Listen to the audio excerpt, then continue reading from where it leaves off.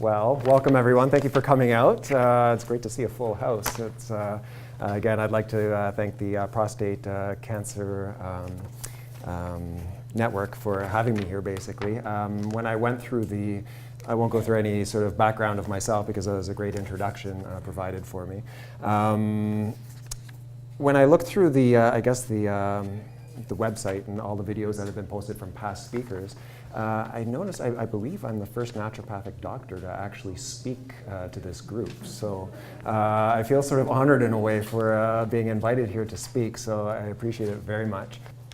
Yeah, so I feel that I have almost a bit of a responsibility to sort of educate people around what naturopathic medicine is in the first place.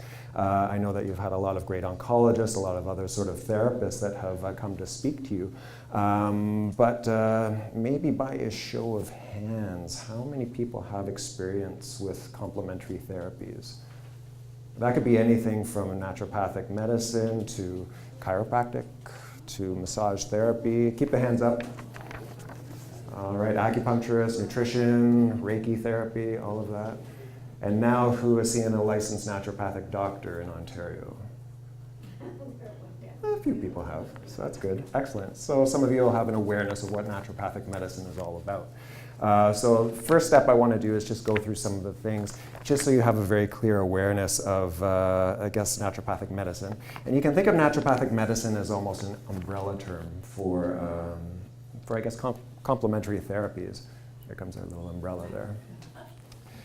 And naturopathic medicine, within its scope of practice, you have things like clinical nutrition, botanical medicine, Asian medicine, and acupuncture, hydrotherapy, homeopathy, naturopathic manipulation. All will fall under the scope of practice for naturopathic physicians in Ontario. So to give you some background, just because some people sometimes wonder, is naturopathic medicine a credible form of medicine?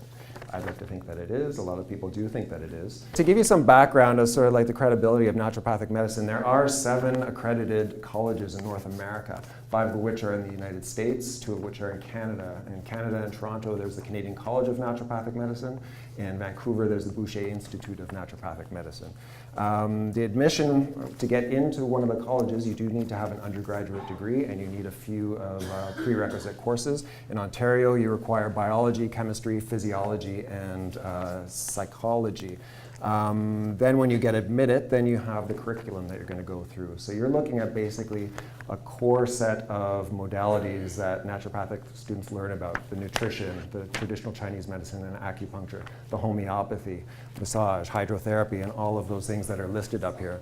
That goes through all of the 4 years, and the 4th year is also an internship program. The first 2 years also include the clinical and biomedical sciences, and courses that would include things like anatomy, biochemistry, physiology, pathology, histology, microbiology, immunology, embryology, neuroscience, physical clinical diagnosis, public health, and pharmacology. So that's all covered in the first couple of years. Then in 3rd and 4th years, you also include on top of the modalities, things like emergency medicine, orthopedics, radiology and imaging, pediatrics, and minor surgery as well. Naturopathic doctors in Ontario are not, it doesn't fall under our scope of practice in Ontario to do minor surgery, but in British Columbia they can do minor surgery. Students are required to have 1,200 hours of patient exposure, basically through the internship program. So they need 1,200 hours to see patients in the 4th year, and 100 hours additional to be go through a preceptorship program where they're following licensed naturopathic doctors in a clinical setting, and approximately 4,100 hours of instruction over the course of the 4 years. So it's quite a bit. It's a little bit more than a weekend course. It's pretty intense. Once you graduate, it's not over. You have to pass a set of licensing exams as well. Again, it's the Naturopathic Physician's Licensing Exam. Again, that's administered by NPLEX, or the North American Board of Naturopathic Examiners. You have to pass with a grade of 70%.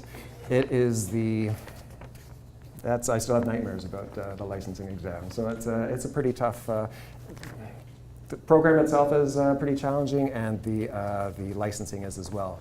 Then once you're licensed, over the last couple of years, there's been some changes to the regulations of naturopathic doctors.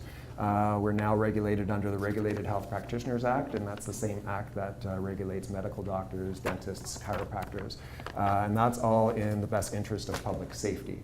And they set out basically a strict set of practice standards, including continuing education. It's very similar to what the College of Physicians and Surgeons would do for medical doctors. So that's sort of the background that I wanted to sort of present you with, just because, again, I think it sort of sets the stage for knowing that if you do want to pursue naturopathic medicine and you do want to see a naturopathic doctor in the future, you can be comforted in knowing that they do have a solid education, and there is a body in place to make sure that you're being treated safely.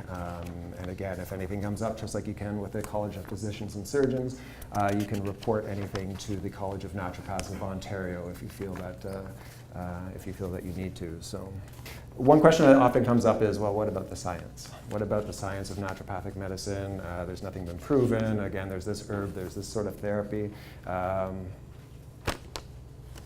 Really, outside of the medical world, what sort of research is being done? Well, there is. If you go, there's a public, for those of you that aren't aware, there's a public database basically called PubMed, and it has close to 2 million research articles of very reputable journals as well. You can go on there, you can enter keywords, and you can find, if you entered a keyword for a particular herb, you'll see what sort of research has been done on that. So just out of curiosity, I had entered, one of the more popular herbs is turmeric that's being used in naturopathic medicine, and I guess it's a component curcumin. I entered that into a PubMed search. How many hits do you think I got on curcumin in the scientific literature? Lots. 500? More? What do you think? Just random. 5,000? Close. Double that. You enter in curcumin, and you get over 10,000 hits. That's how much curcumin. Now, granted, curcumin is probably the most. Now, curcumin is probably one of the most researched herbs that is out there in the literature, but it does show that it is being investigated with regards to research. I also entered acupuncture into this PubMed search. How many hits do you think that got? Even more? Over 26,000 hits. So yeah, so a lot of these complementary therapies are being looked at in the literature, are being looked at with regards to science, so, and in a lot of reputable journals as well.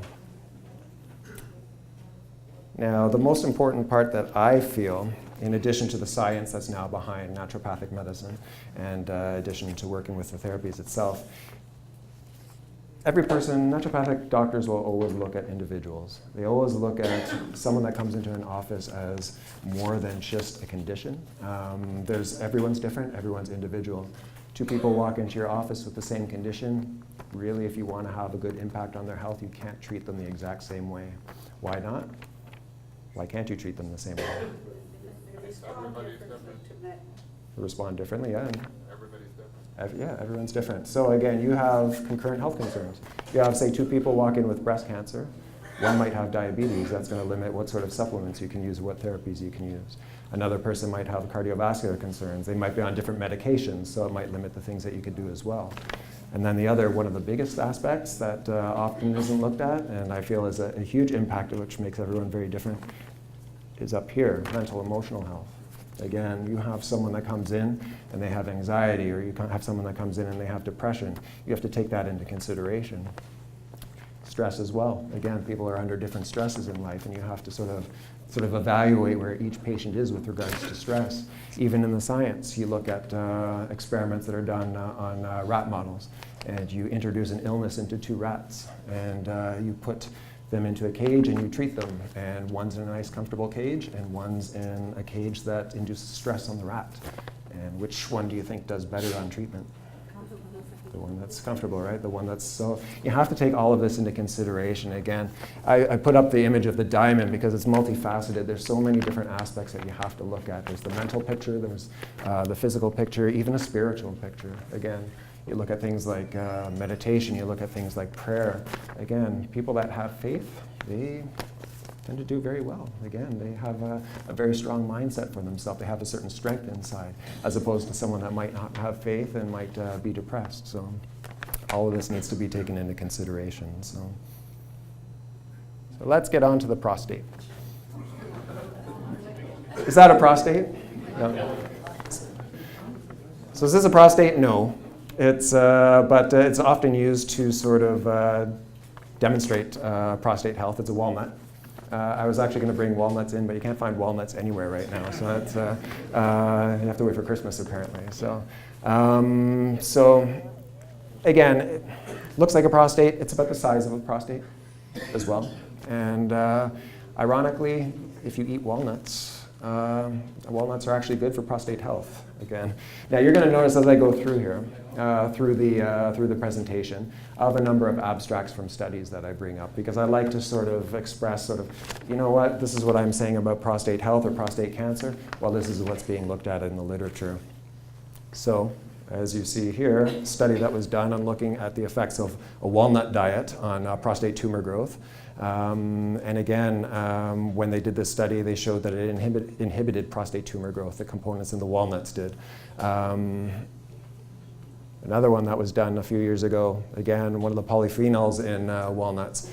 Again, another suggesting that a diet rich in this component found within walnuts could contribute to the prevention of prostate cancer. And we'll talk about sort of interchangeably the prevention of prostate cancer and also working at helping to support someone that's going through a prostate cancer diagnosis. How many walnuts? Yeah. That's going to be very individual. Again, you don't want to have too many because walnuts are high in fat. But if you have, say, open walnuts, you're looking at like a palm full of walnuts a day sort of thing. That should be totally fine. So it's mix it in with some other nuts as well. As you'll see that we'll talk about some of the dietary things, and the healthy fats are going to be included in that. So as we kick off, I just thought this was a little bit a nice little cartoon strip talking about prostate health. Frosty there has basically reached the age where he needs to be seen and have his digital rectal exam. And well, because he's a snowman, instead of the nitrile examination gloves, of course the nether regions might be a little bit cold with Frosty, so the mittens go on. So, all right, let's talk about the main thing that comes up in the literature with regards to risk factors. There are some risk factors that can't be controlled. Again, African American men are more prone to developing prostate cancer, but one that can be controlled is obesity. Say that with a grain of salt, right? Again, if anyone's tried to lose weight, sometimes it's easier for some people than others. But there's a lot of things that you can do to help sort of reduce your body mass index and bring down the weight. Research has found, oops, wrong button. Research has found that men with a higher body mass index, who are considered overweight, do have an increased risk of developing prostate cancer. And not only that, overweight men with prostate cancer were more likely to have a reoccurrence, even after a radical prostatectomy, and were more likely to have progression of the disease. So, that being said, as they say, prevention's always, an ounce of prevention's worth a pound of cure. So again, if you can start off and you're starting to gain some weight, again, making sure that you're taking steps in order to keep the weight down a little bit within a healthy range and keeping that body mass index down a little bit. Here's one of the studies that had come up, that was actually just this month that came out, showing the impact of weight change and obesity on the risk of prostate cancer progression. And again, they found that the association with weight change and lethal prostate cancer were stronger with men with a higher body mass index. That's pretty significant, right? Again, you're having people that are more at risk for developing prostate cancer, and you're having individuals with prostate cancer that aren't going to do as well if their weight is too high. So if I had $1 for everyone that said to me, what can I take to help me lose weight? There's no magic pill. It's, again, there's certain things that you can take to help improve the metabolism a little bit. But ultimately, it's going to come down to, of course, diet and exercise, which go hand in hand. Again, we'll talk a little bit about dietary factors as we move on. And it's not only for the prevention, again, it's for those working through a prostate cancer diagnosis, because again, as the one study showed, individuals that have a diagnosis, again, if they have a higher body mass index, they're more at risk for their disease progressing. Why else would exercise be good for someone going through prostate cancer? Makes your body fit, yeah. It's just healthier, of course. It cuts down on stress. It gives you more energy. It's going to really help you release some of the feel-good hormones, the endorphins. It puts you in a better mental state. Again, we'll talk a little bit more about stress a little bit later, but stress has a huge impact on the body and how the body is going to respond to treatment, how the body is going to sort of progress through overcoming an illness.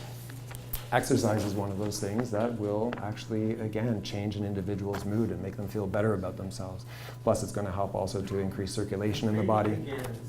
That's okay. So, and it'll just, again, improve circulation. It's just going to make you feel better overall. So, so not just in bringing down the body mass index, but also for the other benefits too. So let's talk a little bit about diet. Some of the basics I wanted to go through with you. Healthy fats. Everyone hears about the healthy fats. Healthy fats are basically, the best healthy fats are the omega-3 fatty acids. You also have, we'll talk a little bit more about the omega-6 fatty acids as well.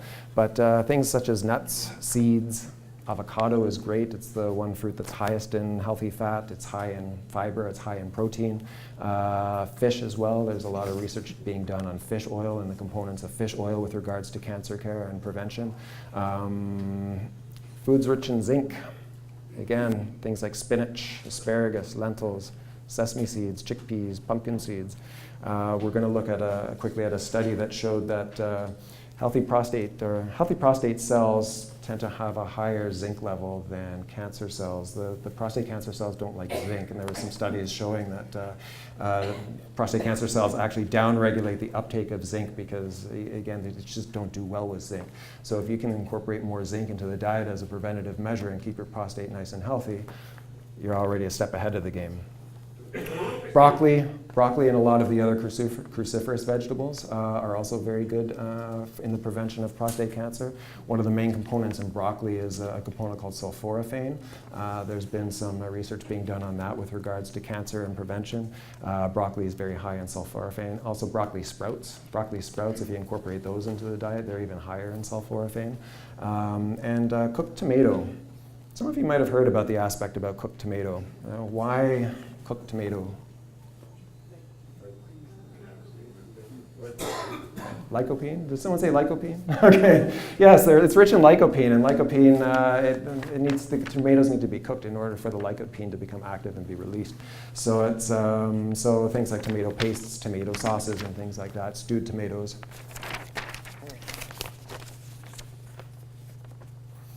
All right.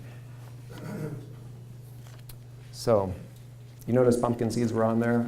When you look at the sort of, I guess, the supplements that are sort of geared towards prostate health, a lot of the supplements will have pumpkin extract in it, not only because of the zinc content, but there are components within pumpkin seeds that have been shown to inhibit prostate cancer cell growth. So a lot of the time you'll see some of these put into supplements. As right here it said, cell growth inhibition of 40 to 50% was observed in all the cell lines that were tested. So again, granted, this is testing cell cultures, but that's pretty significant. You have something that's inhibiting the growth of a prostate cancer cell by 40 to 50% in this study. I'd say that's definitely significant. And something that's easy to add into the diet too. A handful of pumpkin seeds, throw it into your salad, throw it into things that you're cooking. This is the one that was on zinc. Just explains how the cancer cells downregulate the uptake of zinc, so the levels fall. You see that in the little graph that was also within that study. Again, you have the normal prostate cells, and this is the higher you go up, the higher the zinc levels. And so the normal cells had a higher zinc concentration. The cancer cells were all very, I'd almost say, deficient in zinc. Again, they actively try to get rid of zinc because, again, they just don't do well with zinc. So, again, adding those zinc-rich foods in can be very good as a preventative measure. And then what to limit into the diet. Nobody likes to know what they need to cut out of the diet. So here's some of the key ones. Just double check on my time here. Red meat. I think a lot of people have an understanding that a lot of red meat in the diet's not overly healthy. Does anyone know why people are sort of looking at cutting back on red meat? Saturated fats, yeah. Even though there's a little bit less emphasis now on fat contents of foods, that things are gearing a little bit more towards sugar contents of foods in the literature even. But yeah, it does. I'm sorry? Antibiotics. Yeah, so they have antibiotics, so you're getting antibiotic residues in it, you're getting growth hormone residues in it, and other hormone residues. And if you're looking at just sort of standard sort of cattle, how it's raised, and oftentimes it's raised on corn, corn is going to change almost the molecular structure of the fat that's within the beef. And when you ingest that, it can lead to inflammation, and inflammation is not good for cancer, so you want to avoid inflammation. You are always, if you're going to be eating beef, it's always a little bit better to go with a grass sort of fed beef, because again, when the cattle eat the grass, it's not the same as eating corn. The fat doesn't go through that same metabolic change, and it doesn't create as much inflammation in the body. When you look at a traditional Chinese perspective as well, red meat is just found. We'll talk a little bit more about Chinese medicine and Asian medicine. It's all sort of based on too much energy, too little energy, hot and cold. Red meat is considered very hot, and that can lead to inflammation. So from a Chinese perspective, or a traditional Chinese perspective, again, that's why red meat wouldn't be considered healthy. And then dairy. Dairy is another one that a lot of people aren't happy to hear about, because people tend to like their yogurt. Worse than chocolate, I think, is almost trying to get people to come off of cheese. Cheese is just one of those things that people love. Same sort of reasons, right? Again, you're going to have antibiotic residues, you're going to have hormone residues within the milk products. As you know, with not all prostate cancers, but a lot of prostate cancers are hormone sensitive. And again, you have hormone residues sort of entering your system through things that you're ingesting. Are they going to potentially interfere or interact with those androgen receptors and spark on growth of cancer cells?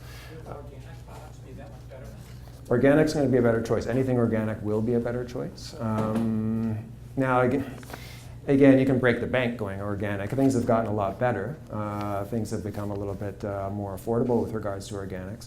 But if you go online, and some of you may be aware of this already, but with regards to produce, if you Google the Clean 15 and the Dirty Dozen, it'll give you an idea of sort of what things are really sort of imperative to sort of go organic with, because they've been found to have such high pesticide residues or herbicide residues. And then they have some of the vegetables and fruits that are found to be a little bit less risky, and you can sort of go to sort of the regular sort of produce department and pick foods from there. But the Dirty Dozen, again, it's recommended then that you go organic with those ones, and at least it sort of breaks it up a little bit, and you're not buying everything organic. But again, organic dairy would be a better choice. But again, you look at traditional Chinese medicine and Asian medicine, and the negative impact that the dairy is going to have on the immune system, it's going to be regardless of whether it's organic or not. It's just the consistency of the food, it's the quality of the food. It's going to have an impact on the meridian or the energy within the body. So a lot of preservatives. A couple of the big ones are nitrites and sulfites. Again, often added to meat products, often added to dried fruits. Good to avoid, and refined sugar, which we're going to talk a little bit more about too. So looking at meat, as a study that came out just last year, comparing different types of meats and seeing their impact that it had on prostate cancer and on PSA levels. Oops, let's go back again. I have my pointer here.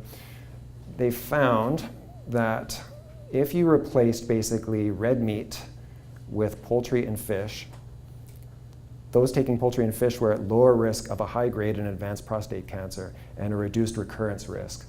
So again, that's just sort of looking at a population of people that were eating red meat and those that replaced red meat with poultry and fish, and the ones that did poultry and fish were found to do better. So dairy intake in relation to prostate cancer survival, again, this one just came out this month.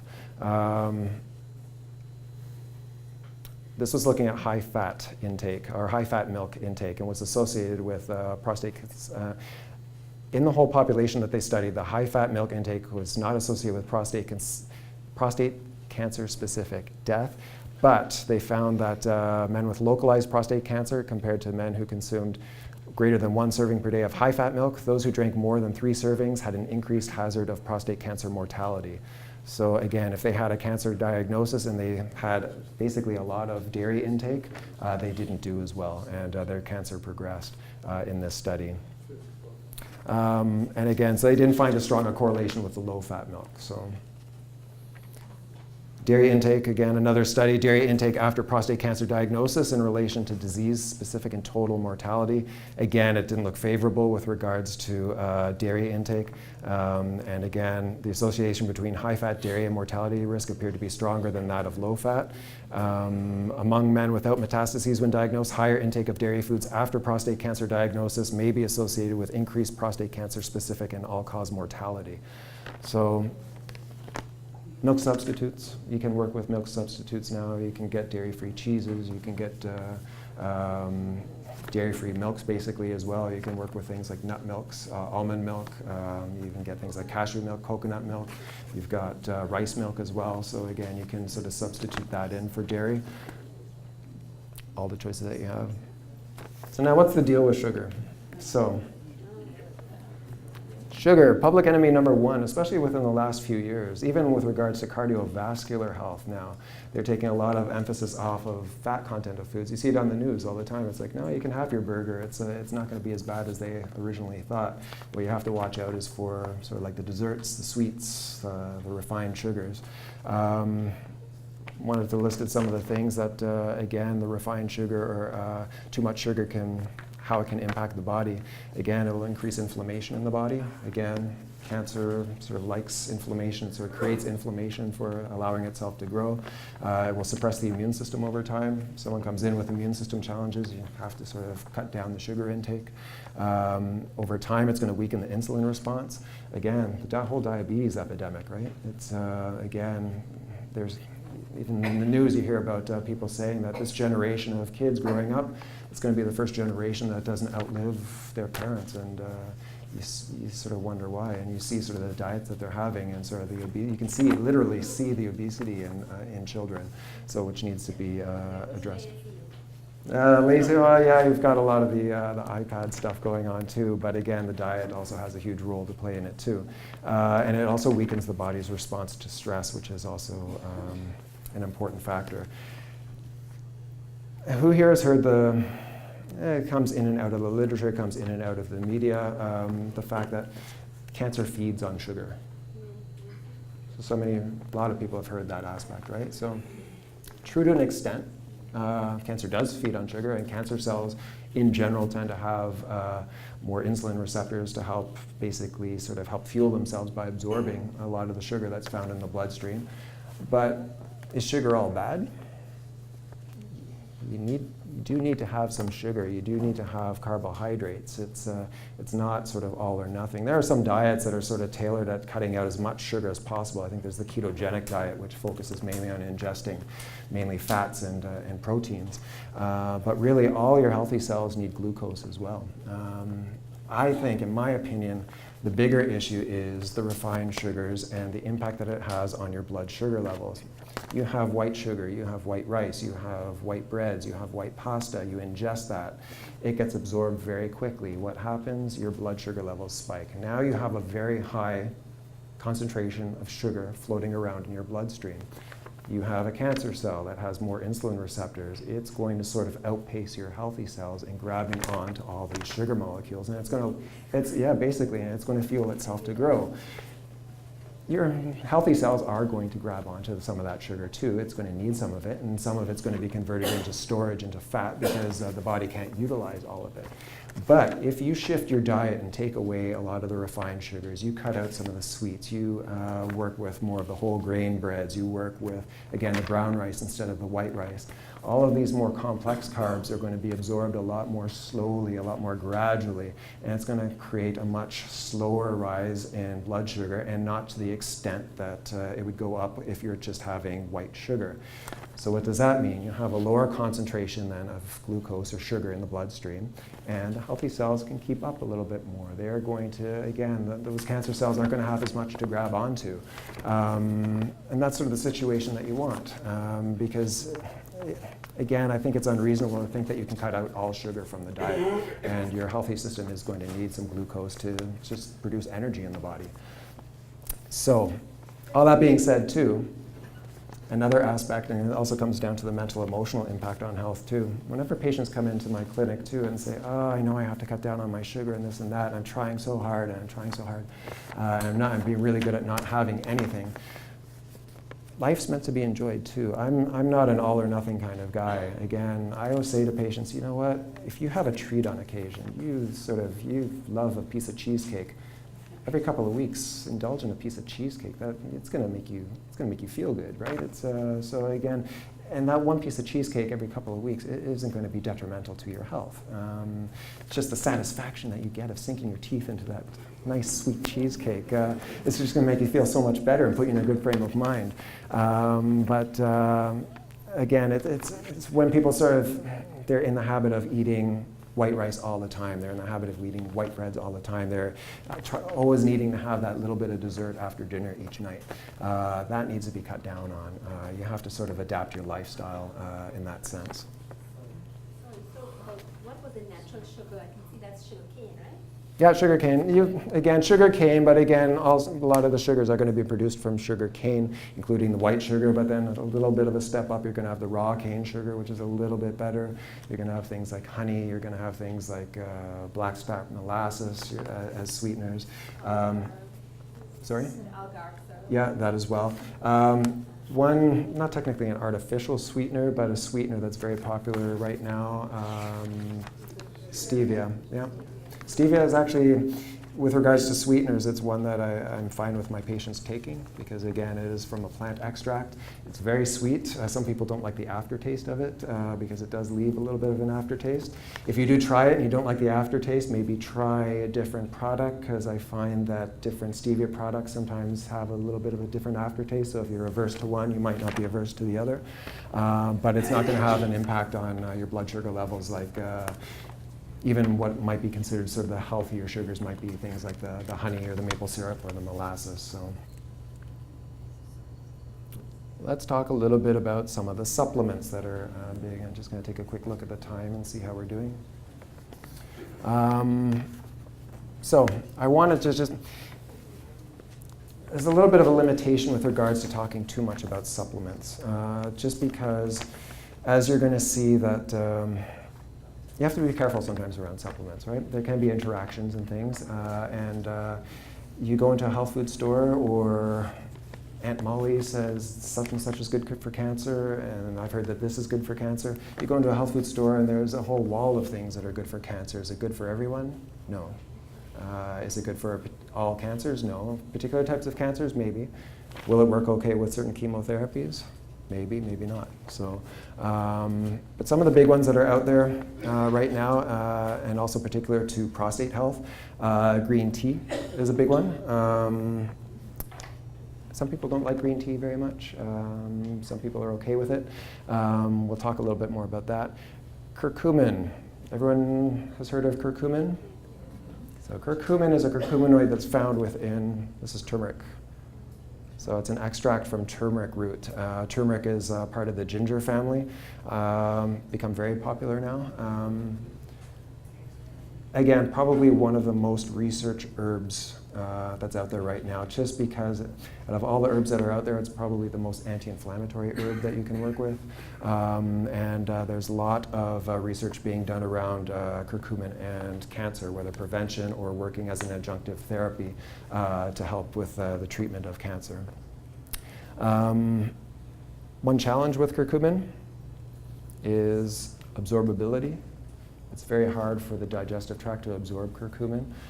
If you're looking at supplements to work with curcumin, there are some that are better than others. There are going to be some that are going to modify the curcumin so that it's going to be absorbed a little bit better. So again, so not all curcumin products are created equally, so you have to sort of get a little bit of guidance as to which ones are going to be worth your money or not. Is the fresh turmeric, is that with the And the fresh turmeric is good, and you can use that for sure. You're still going to have challenges absorbing the curcumin from that. Well, going on with the curcumin, there's one thing that you can do in your cooking if you're going to be using curcumin or turmeric to help with the absorption. Does anyone know what that is? Black pepper. Yes, all right. Black pepper, yes, the piperine that's found in black pepper. It helps with the absorption. It actually increases the absorption pretty dramatically. Again, talking about supplements too, a lot of the supplements are actually doing things that increase it even more so. Again, some of the supplement companies will claim that what they are doing with regards to their supplement modification will increase the absorption of curcumin by 1 to 200 times. So that's pretty significant. So. And then antioxidants, everyone's heard of antioxidants, right? So again, some are okay with prostate cancer, some you have to be a little bit cautious around. A lot of conflicting reports with regards to vitamin E and vitamin A and selenium, so you tend to want to be careful around those ones. But there's a whole slew of other antioxidants, and a lot of the time you're looking at those with regards to prevention, right? Antioxidants tend to protect cellular structure. It will protect the cell membranes. It will protect also the genetic material within the cells. So a lot of use around that. And then there's a whole slew of other herbal remedies that are sort of touted to be good for prostate health as well. Saw palmetto, probably everyone has heard of saw palmetto. I find it doesn't work so well with regards to adjunctive cancer treatments, but it's very good for actually helping with benign prostatic hyperplasia. So again, with the benign growth of the prostate, the BPH, I find saw palmetto works well for. So, all right. So because it's natural means it's safe, right? No, no, definitely not. There is a lot of research that's being done to show interactions with chemotherapeutics and other sorts of therapies, so you do have to be very careful.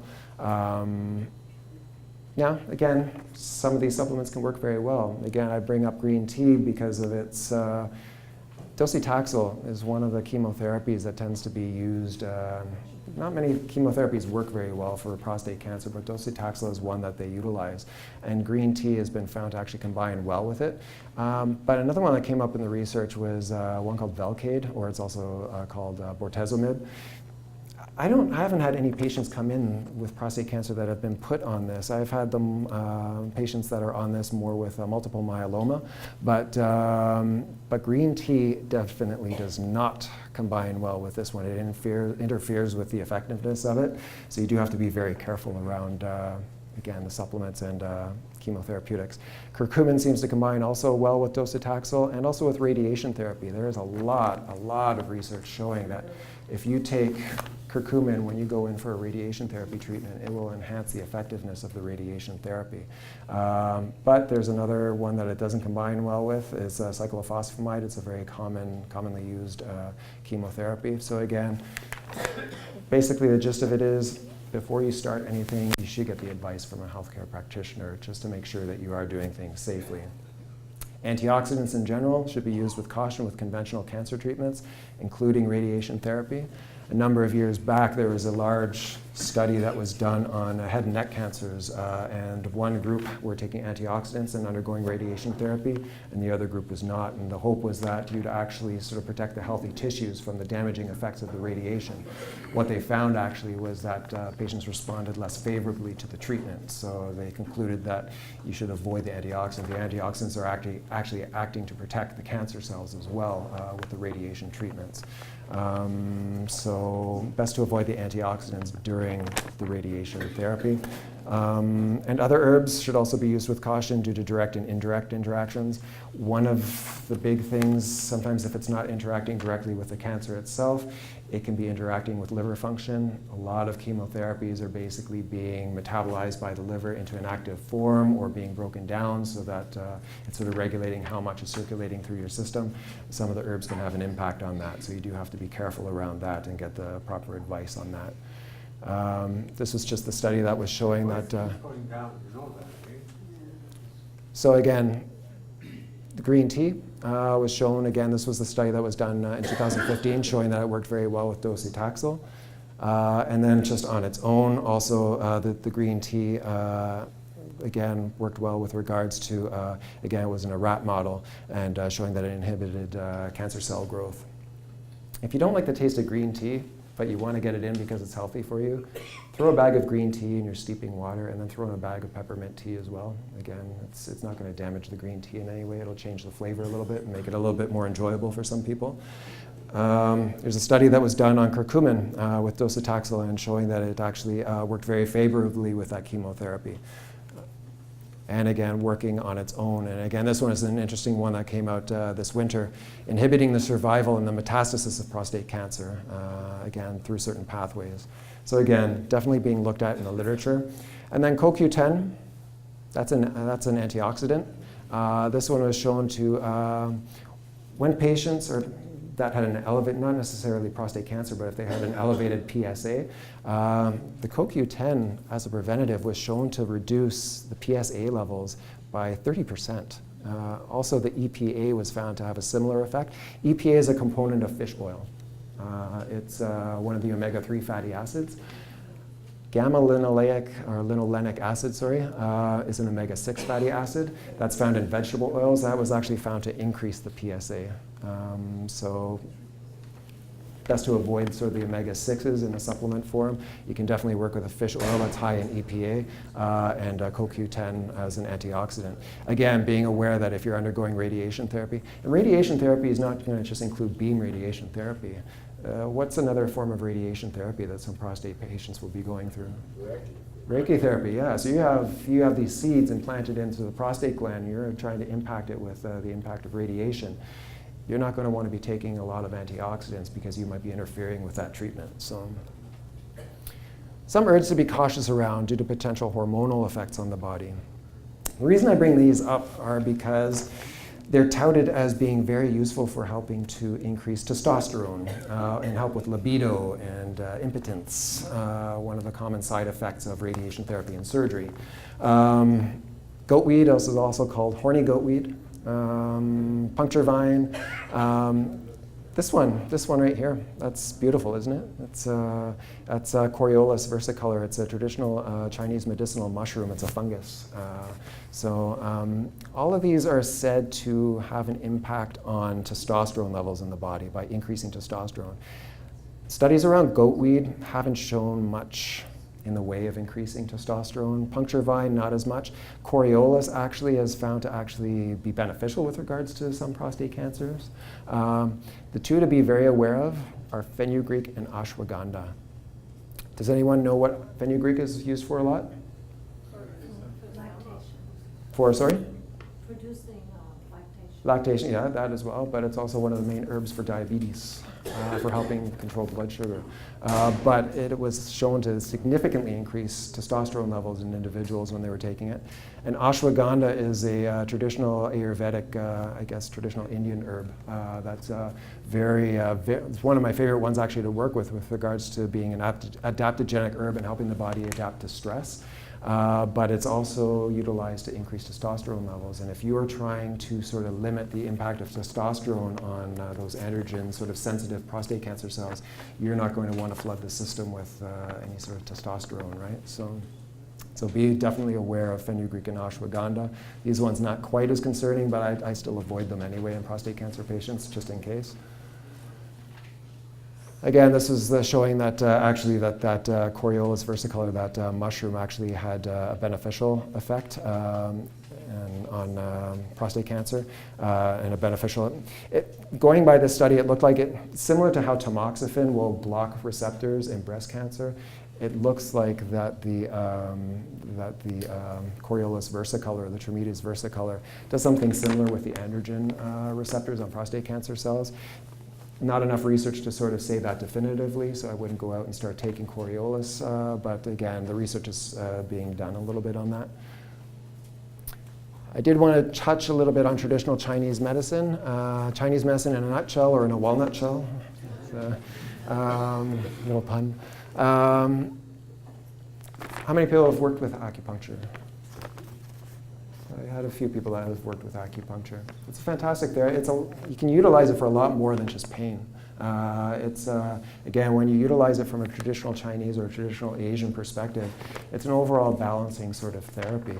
And it's all about It's based on the theory that either you have too much energy in the body or too little, or too strong of an energy or too weak of an energy. And then you can work with lifestyle, you can work with diet, or you can work with acupuncture to help regulate that and bring a balance back to the body. Traditional Chinese medicine will say that lifestyle, nutrition, and emotions have an equal impact on the body. So, meaning, you can have someone who has a perfect diet and they exercise every day, but if they have something going on with their mental, emotional health, they're going to have the same sort of challenges as someone that might be emotionally sort of stable, has a very poor diet, even though they might exercise a little bit. So each of these things, and that's why it's important to sort of look at the whole person and looking at how their emotions have been affected throughout life, again, what their lifestyle is and what their nutrition is like. And go on to the next. Some of the benefits that you can gain from acupuncture and traditional Chinese medicine, either whether working with acupuncture or diet from a Chinese perspective, can help to support the immune system. Again, managing the side effects, managing stress, managing pain, balancing overall emotional well-being.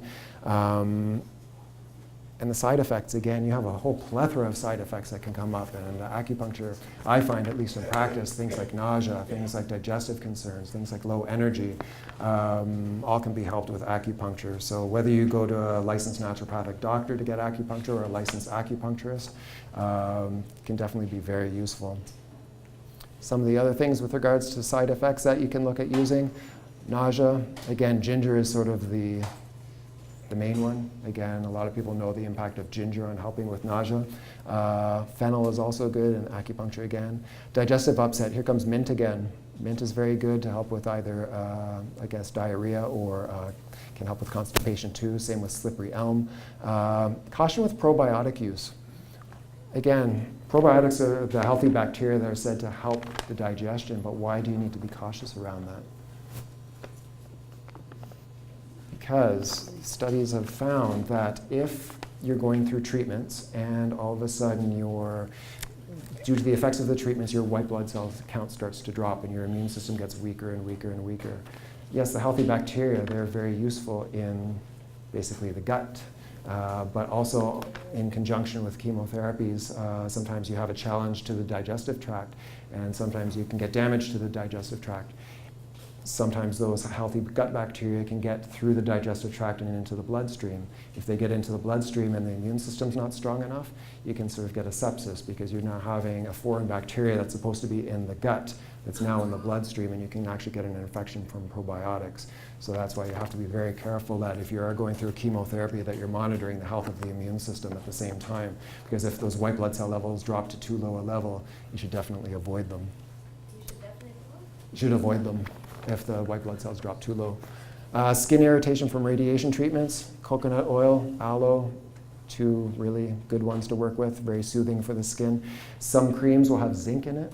Avoid any of the creams with the zinc in it if you're having radiation therapy. It can interfere with the radiation beam. Low energy, here's the CoQ10 again because it's necessary for the biochemical production of energy in cellular structures. And erectile dysfunction and libido, again, a lot of research being done with ginkgo. But again, I put under supervision and with caution. Nope, different. It's ginkgo is, that's a study showing the benefits of ginkgo with erectile dysfunction, but ginkgo, it's a tree. That's the ginkgo leaf.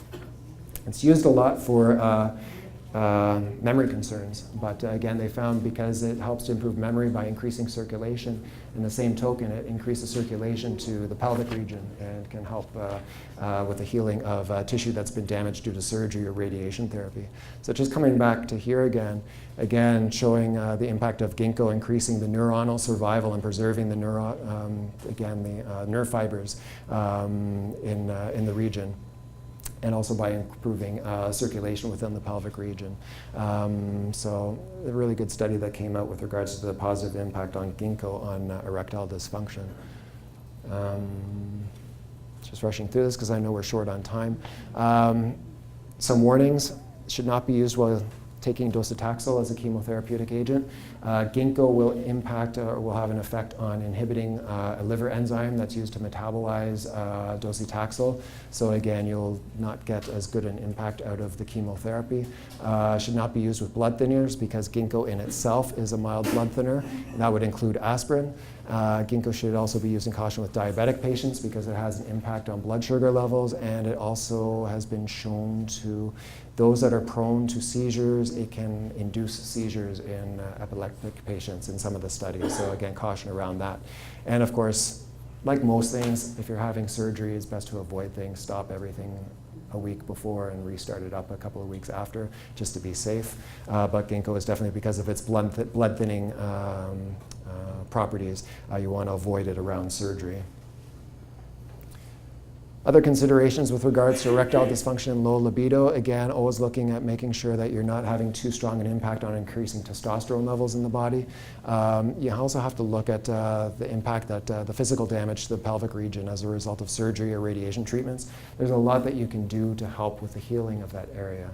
Again, you look back to the essential fatty acids and the omega-3 fatty acids, they're anti-inflammatory, they're going to contribute to overall healthy cell structure.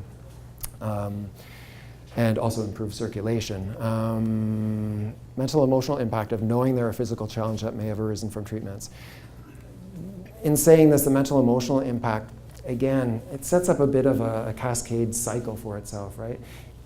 You undergo a process in which you experience the side effect of low libido and perhaps impotence. And again, it has a very strong mental emotional impact on the body, right? It's going to sort of, it can create a lot of stress, it can create anxiety, it can create depression in some instances. What's that going to do? It's going to make the situation even worse. So oftentimes you always have to look at sort of addressing the mental emotional picture too. Counseling, working even things with traditional Chinese medicine that can also help to have an impact on the emotions through diet or through acupuncture. So again, the mental emotional impact is pivotal, I'd say, in this. And just a general impact of not feeling well. If you're going through treatments and you're not feeling well, you're not going to be feeling very amorous. Again, you're feeling nauseous, you're not going to be feeling amorous. You're not going to, you have diarrhea, you're not going to be feeling like you're going to want to sort of get into sort of that mood. So there's things that you can do to help with those sort of effects in the body and making the self feel better. And if you can feel actually better, that's the next step in helping you get towards, I guess, overcoming erectile dysfunction and the low libido. And then the last slide that I'm going to look at too, I hear the alarm going, so I think that means that I'm pretty much done. Incorporating stress reduction exercises. Again, the impact of stress, I can't overstate the impact of stress and what it has on the body. And if you can incorporate stress reduction exercises into your overall routine, you'll find that you'll just respond better to treatments, and you'll just feel better, and you'll just do better. Things as simple as just incorporating hobbies back into it. A lot of people, you're going through treatments, hobbies take a back seat. You know what? Bring them back in, even if you're addressing hobbies for 15 minutes a day. Exercise comes into it again. Meditation, sit down for 10 to 15 minutes. Just do some breathing exercises or some meditation. Take a meditation class, guided meditation, and just giving yourself some downtime. Again, if I could take out a prescription pad and prescribe vacations for people, wow, that again, that would, and it was paid for by the government, then it would be great. But there you go. So it's, again, just anything that you can do to bring down the stress levels. And there's a lot of programs. Again, you've got cancer support centers like Wellspring, and that they have free sort of meditation classes, yoga classes, Tai Chi classes. There's an individual here doing Qigong. All of this is going to help to reduce stress levels in the body. And again, high stress is related to a reduction in immune function. It causes an increase in inflammation. Again, all due to those sort of stress hormones and the cortisol in the body. If you can do things to help bring those cortisol levels down and create a bit of a balance for the body, again, you're a step ahead of the game. So that's it. I feel like I rushed through it, but again, we're going to have questions. You can write down your questions, and we'll go through that afterwards.